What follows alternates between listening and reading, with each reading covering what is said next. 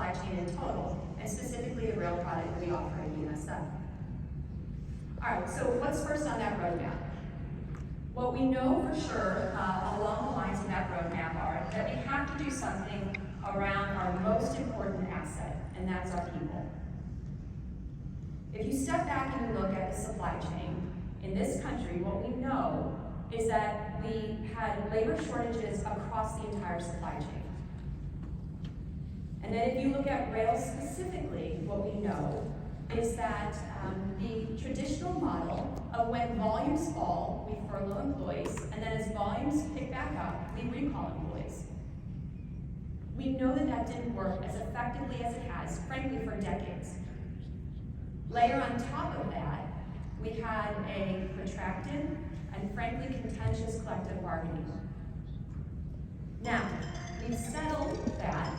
Our people have received the largest wage increases in decades, platinum level benefits, but we also know through this process, as we listen to our employees, that we need to do more. And if you think about this country and the future of work, what we know is that it's changing. It's not just the rail industry. There's a greater focus on work-life balance in this country. And so we know that we have to do more. I'm excited about doing more, and I'll tell you why. Now that we've finished national bargaining, we've begun discussions on our railroad locally. 7 days, about a week after we finished collective bargaining, we asked our general chairman, who represent our employees across all of our crafts, across all of our geographies, to come to Kansas City and to sit down with us and begin discussions talking about that future of work. Now, what I can tell you is, I don't have all the answers today, and if somebody tells you they have all of the answers, they're overstating it, because this is a complex series of challenges. We rightly so want to do the right things and listen to our employees about work-life balance.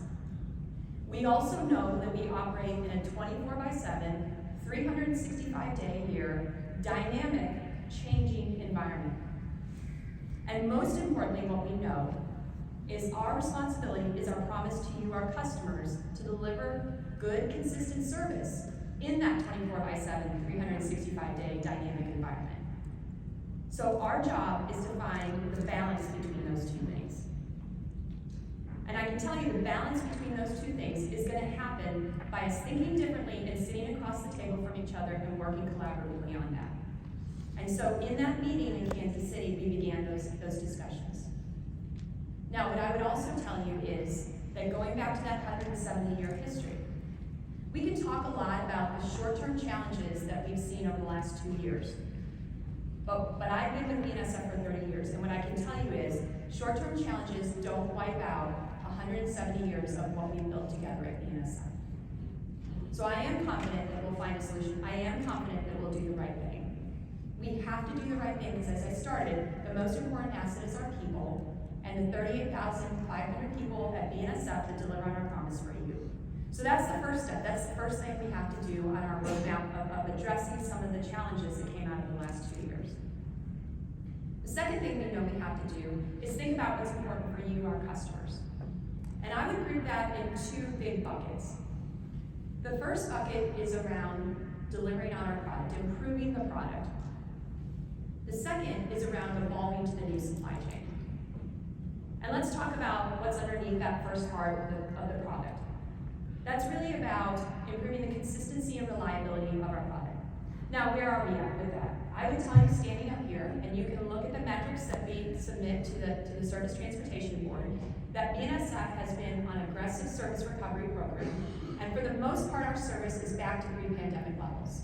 We still have challenges with resources in certain parts of our network, and I can tell you that the last 2 weeks of December were particularly difficult for us. Many of you I know in this room that operate businesses throughout the Colorado, Wyoming, Western Nebraska, northern part of our network, very challenging time for us. So that did put a little bit of a pause in the service recovery. There were days where we were operating a daylight-only railroad. Parts of our network were shut down. Highways were shut down, getting crews to trains, very difficult. But with all of that said, we've seen this before.